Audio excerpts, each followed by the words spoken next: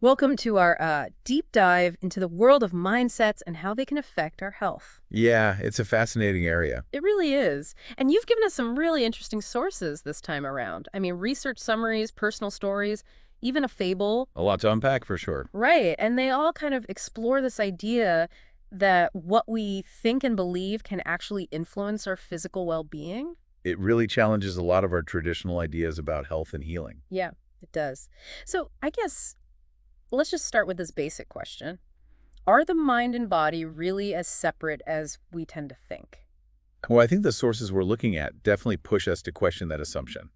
Okay, how so? Well, like take the Kun people of the Kalahari Desert, for example. Yeah.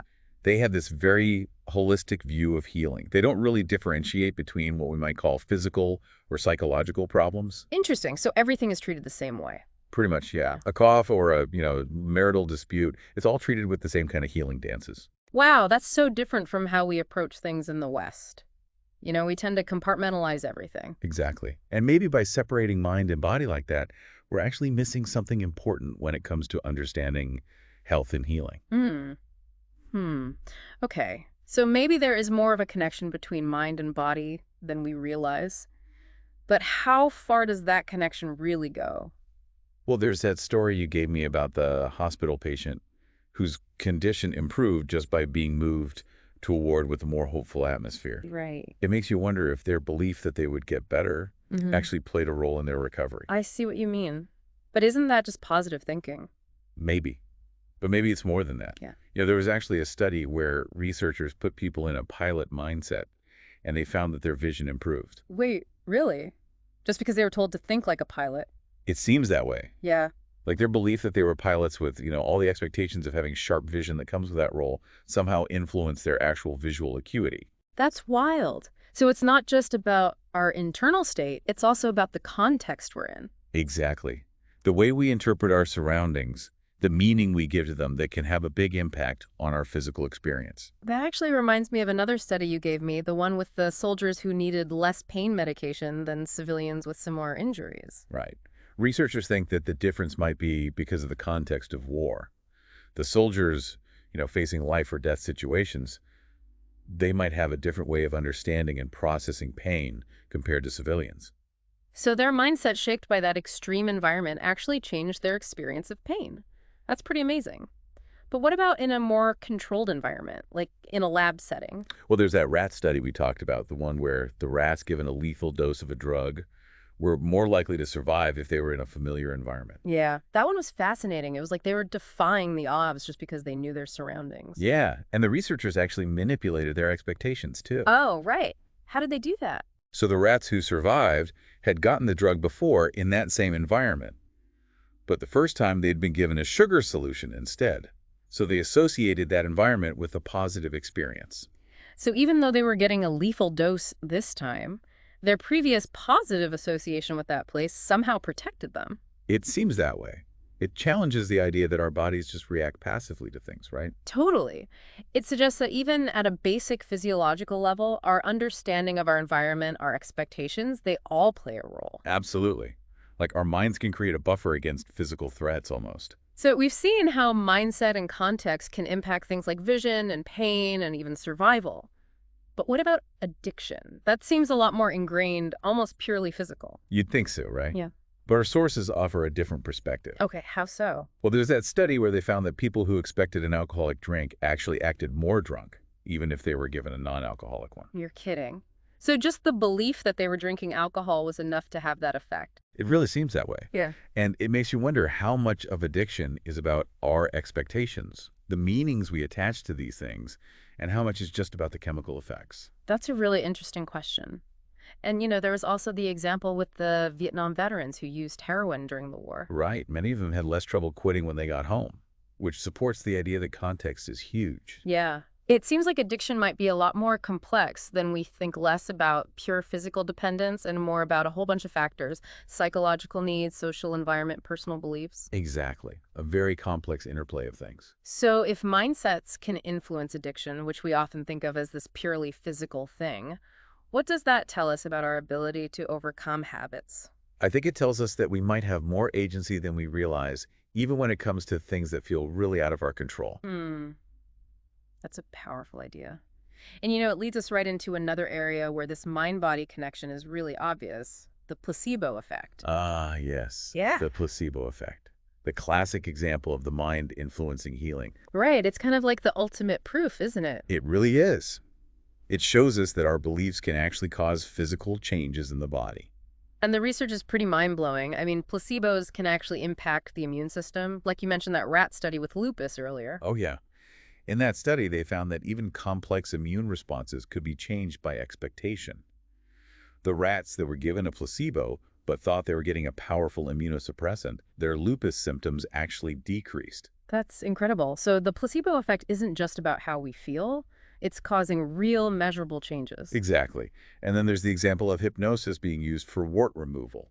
Right, where people are basically thinking their warts away. Exactly. It suggests that our minds might be able to influence the body's healing process more directly than we ever imagined. So if placebos work because we believe in them, what happens when we consciously direct our minds towards healing? Well, that's where the potential of mindful health practices comes in. Right, like Carl Simonton and his visualization techniques for cancer patients. Exactly. He encourages patients to visualize their immune system fighting the cancer, like an internal battle scene. And then there's Norman Cousins, who used humor and positive emotions to help him recover from a serious illness. Yeah, Cousins was convinced that laughter and joy actually boosted his immune system. That's amazing. So we have these inspiring examples, but what about those of us who aren't dealing with serious illnesses? What can we do every day to cultivate mindfulness for better health? Oh, there are tons of simple things it can do. Like what?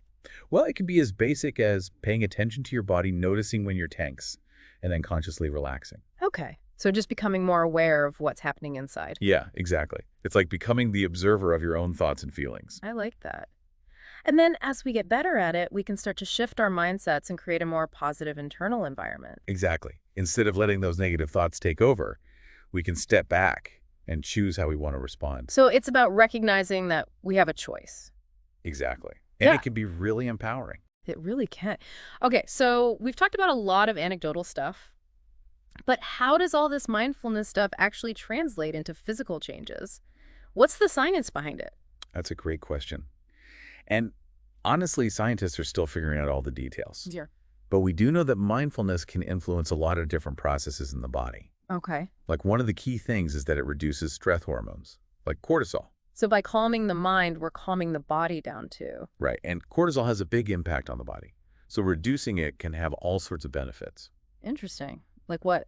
Well, for one thing, chronic stress is linked to inflammation, which is involved in a lot of health problems. So by lowering cortisol, mindfulness might actually help reduce inflammation and improve overall health. That makes sense. So it's not just about feeling less stressed, it's about actually creating a healthier environment inside the body. Exactly.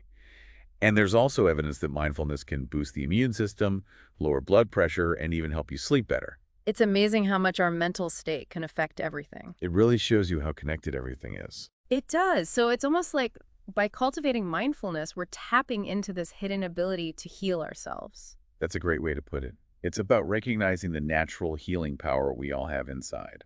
Our deep dive today has really opened my eyes. It's like we've been given this glimpse into the incredible power we have to shape our own health. And what's really interesting is that this isn't about denying the physical parts of illness or injury. It's about recognizing how much our minds influence how we experience and respond to those things. We have so much more agency than we think. Right. And with a little mindfulness, we can start to harness that power. So what's one small step our listeners could take today to become more mindful of their health? Well, it could be anything, really. Hey. A short meditation, a nature walk, Yeah. just paying closer attention to your body's signals. Right. Any of those could be great. The important thing is to find something that works for you and make it part of your day. And it doesn't have to be a big commitment. No, not at all. Mm-hmm. Even a few minutes of mindful breathing can make a difference. Right, little by little. Well, I'm definitely feeling inspired to be more mindful. What about you? What really stood out to you from our conversation? You know, it's really the power of context that gets me.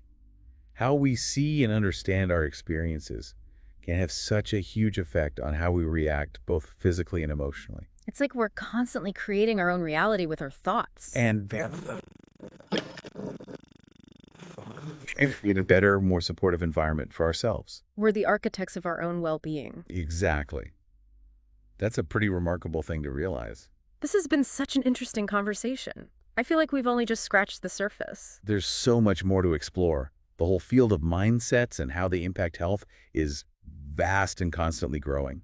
So, we've seen how mindfulness can have a positive effect on our health, but what about other areas of life? Hmm. Like what? I don't know. Like Well, our relationships, our work, our creativity, could those benefit from a more mindful approach too? that's a great question. What if we could bring that same awareness, that same non-judgmental observation to every part of our lives? It's like an invitation to live more fully, more consciously, and maybe even more joyfully. You know what? You just reminded me of something. What's that? That fable you shared at the beginning. The one with the talking monkey. Oh, yeah.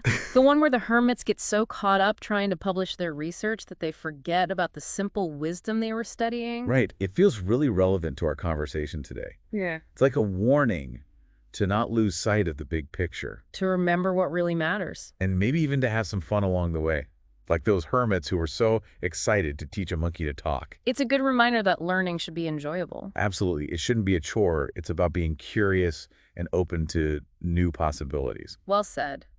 So, as we wrap up our deep dive into the surprising power of mindsets, what's the one thing you want our listeners to remember? I want them to remember that they have more influence over their health and well-being than they might think. And that even small changes in how they see and understand their experiences can make a big difference. Exactly. Hmm. It's all about becoming more aware of our thoughts and beliefs and recognizing how powerful they are in shaping our reality. And remembering that the journey of mindfulness is ongoing. It's not about achieving some perfect state. It's about learning to be more present and intentional in our lives. This has been a really incredible journey of exploration, and I want to thank you so much for sharing your insights with us. My pleasure. And thank you to our listeners for taking this deep dive with us. I hope you enjoyed it. And that you'll keep exploring the incredible power of your own mind. Until next time, happy diving. Happy diving. It really is fascinating how much our perception shapes our reality. And it makes me think about that story you shared about the hermits and the talking monkey. Oh, you mean that fable? The one where the hermits are so focused on their research they miss the bigger picture? Exactly. It's kind of a cautionary tale for us as we dive into all these complex ideas about mindsets. We don't want to get so lost in the science that we forget what it's all about. Right. It's like a reminder to stay grounded, to remember that knowledge is only really valuable if we can apply it to our lives. And to maybe approach it with a sense of humor and wonder, like those hermits who were so delighted to teach a monkey to talk. I love that. It's about finding that balance between serious inquiry and lightheartedness. But speaking of serious inquiry, I'm curious about the science behind all of this. How does mindfulness actually create those physical changes in the body? What's happening on a physiological level? That's a great question. And research is ongoing, but we're starting to understand some of the mechanisms at play. Yeah. One key area seems to be the impact of mindfulness on our stress response. Studies show that it can actually reduce levels of cortisol, which is our main stress hormone. So by calming our minds, we're actually calming our bodies down too, at a hormonal level. Exactly. And cortisol has a wide range of effects on the body. So reducing it can have a bunch of benefits. For example, chronic stress is linked to inflammation, which is involved in a ton of health problems. Hmm. So by lowering cortisol, mindfulness might actually help reduce inflammation and promote well-being. That makes sense. So it's not just about feeling less stressed, it's about creating a healthier environment inside your body. Right. And there's also evidence that mindfulness can positively impact other systems in the body, like the immune system, cardiovascular system, even our sleep patterns. It's amazing how interconnected everything is. We tend to think of these things as being separate, but our mental and physical health are really closely linked. Absolutely. Yeah. And that's why cultivating mindfulness is so powerful. Yeah. It's not just about feeling better emotionally. It's about creating the right conditions for our bodies to thrive. So it's almost like we're tapping into this hidden potential for self-healing that we all have. That's a beautiful way to put it. It's about recognizing that we have more control over our health than we often realize. I love that. It's empowering to know that we're not just passive recipients of whatever life throws at us. We have the ability to shape our experiences both internally and externally. Absolutely. And that's the invitation I hope our listener takes away from this deep dive, to really explore the power of their own mind, experiment with these mindfulness practices, and see what works for them. So as we start to wrap up our exploration of this topic, what's one thing you hope our listener will remember? I hope they remember that even small changes in mindset can have a big impact. It doesn't have to be about big gestures or overhauling your whole life. Just bringing a little more awareness to the present moment Noticing your thoughts and feelings without judgment can make a real difference. And how about you? What's something that has really stood out for you during this deep dive? For me, it's the reminder that our minds are incredibly powerful tools. We can use them to create suffering, or we can use them to cultivate healing and well-being. The choice is ours. That's such an important point. And I think it speaks to the importance of intentionality. We need to be conscious of the thoughts we're feeding ourselves, the stories we're telling ourselves, because those stories ultimately shape our reality. I agree. Our beliefs and expectations have a huge influence on our experiences. It makes me think about that study we talked about earlier, the one where people who expected to drink alcohol acted more intoxicated, even if they were given a non-alcoholic drink. It's like their belief, their expectation actually created the experience. That's a powerful example of the mind's influence. Mm. And it raises a really interesting question. If our beliefs can create such strong placebo effects, what might be possible if we consciously harness that power? What if we could direct our minds towards healing, towards growth, towards positive transformation?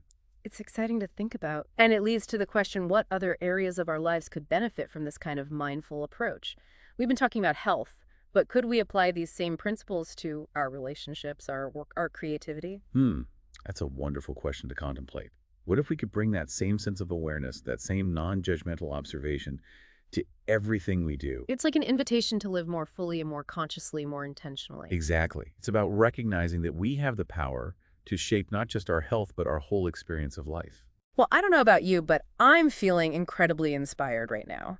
This deep dive has really opened my eyes to the incredible potential we all have. It's been a truly enriching exploration, Mhm. and I want to thank you for your thoughtful questions and insights. The pleasure was all mine. And to our listener, thank you for joining us on this journey.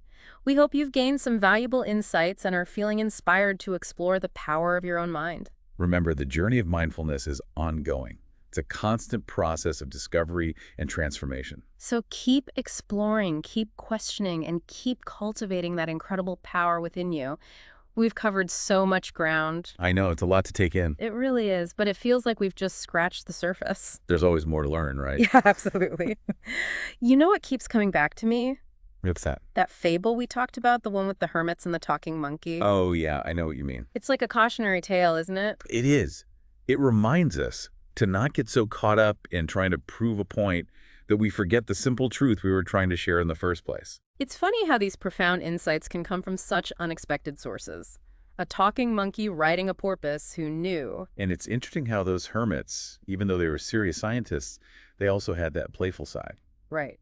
It's a good reminder that learning and discovery should be joyful. Absolutely. Not a chore. It's about staying curious and open to new possibilities. So as we wrap up our deep dive into the power of mindsets, what's the one thing you hope our listeners will take away? Hmm. I hope they realize that they have more control over their health and well-being than they might think. And that even small changes in perspective can have a big impact. Exactly.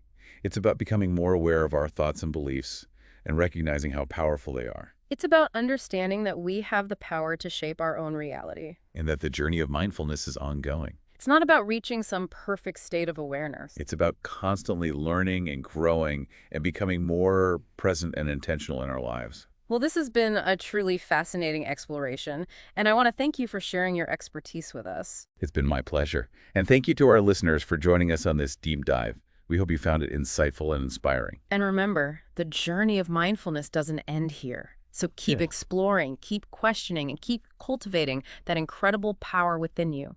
Until next time, happy diving. Happy diving.